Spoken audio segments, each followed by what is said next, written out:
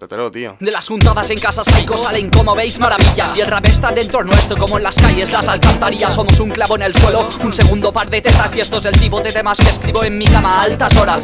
Mira, nota, mi rima sigue Disney juguetona. No desentones, previsora impulsiva al mismo tiempo. Llama a la supernova, no es una oda, es mi polla que está tan rápido en tu coño que al instante rebota.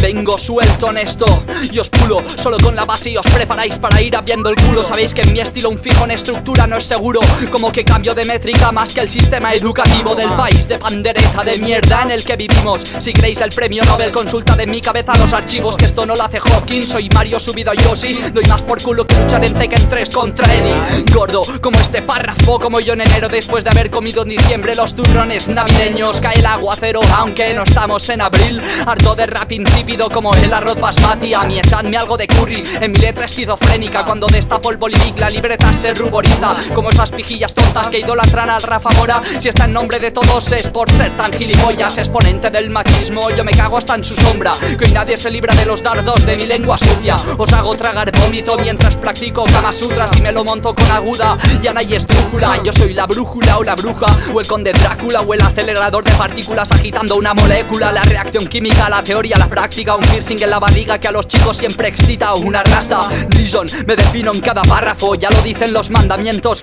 No uséis mi nombre en vano, al menos en el ritmo. Un saludo para los motosérricos, paz, amor y alcohol y real hip hop.